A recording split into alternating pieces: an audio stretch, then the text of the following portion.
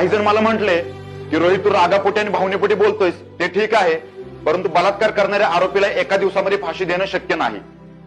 त्या सर्वांना मला एक प्रश्न विचारावासा वाटतो की का शक्य नाहीये. इच्छाशक्ती असेल तर सगळ्या गोष्टी शक्य आहेत. जर तुमच्याकडे आरोपीच्या विरुद्ध पुरावे आहेत, सबळ पुरावे आहेत, आरोपी सुद्धा गुन्हा कबूल करतोय, तर एका दिवसामध्ये फाशी का दिली जाऊ शकत नाही. त्याचं कारण एकच आहे, कारण आपल्या भारतामधील जेवढे कायदे आहेत त्या कायद्यामध्ये जेवढ्या तरतुदी आहेत त्या तरतुदींपेक्षा आपल्या कायद्यामध्ये पळवाटा जास्त आहेत.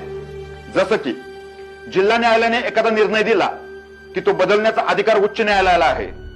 उच्च न्यायालयाने दिलेला एखादा निर्णय बदलण्याचा अधिकार सर्वोच्च न्यायालयाला आहे. आता काही लोकांना वाटेल की सर्वोच्च न्यायालयाचा निकाल हा अंतिम असतो, परंतु तसं नाहीये.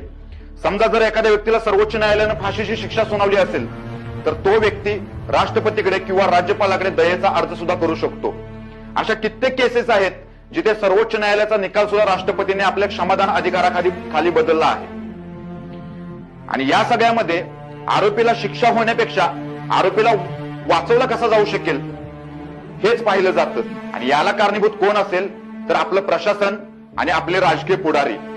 या व्हिडिओच्या माध्यमातून मला एकच गोष्ट सांगावीशी वाटते, जोपर्यंत एका राजकीय पुढाऱ्याच्या घरी अशी घटना घडत नाही तोपर्यंत मला नाही वाटत की आरोपीला एका दिवसामध्ये फाशी दिली जाऊ शकते.